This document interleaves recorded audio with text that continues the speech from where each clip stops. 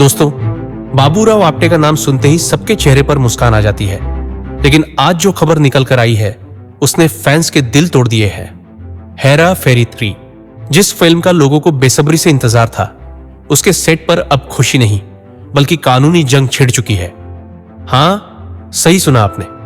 अक्षय कुमार ने परेश रावल पर मुकदमा ठोक दिया है और यह सब हुआ परेश रावल के अचानक फ्रेंचाइजी से बाहर हो जाने के बाद। अक्षय, जो केवल अभिनेता ही नहीं बल्कि निर्माता भी हैं, उन्होंने सीधे तौर पर कानूनी कार्रवाई शुरू कर दी है। लेकिन सबसे बड़ी बात यह है कि परेश रावल ने अब इस मुद्दे पर अपनी चुप्पी तोड़ दी है। उन्होंने कहा है कि उनके वकील अमित नाइक ने एक उपयुक्त जवाब भेजा है जो सभी सवालों का उत्तर देगा और हर विवाद को शांत कर देगा। लेकिन क्या वाकई में यह सब कुछ ठीक कर देगा? अब बात यह है कि अमित नाइक का नाम ऐसे ही नहीं लिया गया। ये वही वकील हैं जिन्होंने अमिताभ बच्चन और अनिल कपूर जैसे सितारों के लिए भी पहले कानूनी लड़ाइयां लड़ी है।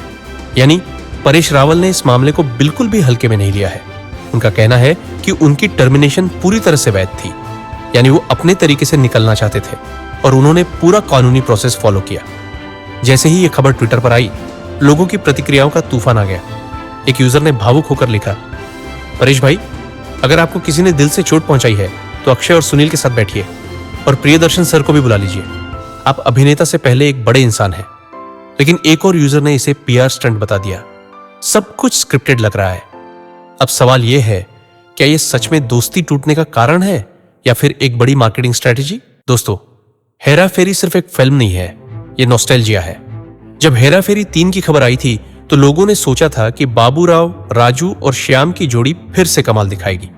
लेकिन परेश रावल के अचानक बाहर होने से हर कोई चौंक गया। अक्षय कुमार की वकील पूजा तिड़के ने पीटीआई से बातचीत करते हुए कहा, इस एग्जिट से फ्रेंचाइजी को नुकसान पहुंचा है। हमने उन्हें कानूनी परिणामों को लेकर एक लिखित नोटिस भेजा है जिसमें एक्सपेंसेस, क्रू और ट्रेलर शूटिंग के खर्चे शामिल हैं। सोचिए जरा, इतनी बड़ी फिल्म जिसमें सब कुछ तय हो चुका था, कॉन्ट्रैक्ट साइन हो चुके थे, शूटिंग भी शुरू हो गई थी, और फिर एक मुख्य अभिनेता का यूं अचानक हट जाना, क्या यह इतना साधारण फैसला था?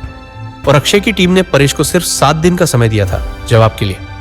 इस बीच परेश रावल का जवाब आ गया, लेकिन उसकी डिटेल्स अब तक सार्वजनिक नहीं की गई है। सस्पेंस अब भी जिंदा है। इस कानूनी नोटिस के चक्कर में एक बात तो साफ हो गई, बॉलीवुड में दोस्ती और प्रोफेशनलिज्म दोनों एक ही पतंग के 2 धागे हैं।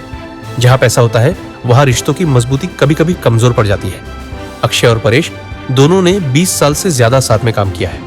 हेरा फेरी, फिर हेरा फेरी, वेलकम, गरम मसाला जैसी अनगिनत हिट फिल्में दी है। अब जब फैंस देखते हैं कि ये दोनों एक दूसरे से कानूनी भाषा में बात कर रहे हैं तो उनका भरोसा हिल जाता है। अब हर कोई जानना चाहता है, क्या ये मुद्दा वाकई खत्म हो गया है जैसा परेश रावल कह रहे हैं, या अभी और हंगामा बाकी है?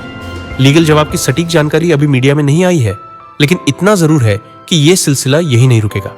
अब सवाल यह भी है, अगर परेश रावल हेरा फेरी 3 में नहीं होंगे तो क्या दर्शक इस फिल्म को स्वीकार करेंगे? क्या कोई और बाबूराव बन सकता है? क्या हेरा फेरी बाबूराव के बिना चल सकती है? और सबसे बड़ा ट्विस्ट, क्या यह सब एक पब्लिसिटी स्टंट है? क्योंकि बॉलीवुड में ऐसे पीआर स्टंट अक्सर फिल्म रिलीज से पहले किए जाते हैं ताकि बज़ बने। लेकिन यहां तो फैंस का प्यार दांव पर लग गया है। फिलहाल फैंस सिर्फ एक ही बात चाहते हैं कि परेश रावल वापस आए और हेरा फेरी 3 एक एपिक कमबैक करे। लेकिन क्या ऐसा होगा? क्या दोस्ती जीत जाएगी या कानून अपना रास्ता अलग करेगा? कमेंट सेक्शन में जरूर बताइए अपने विचार।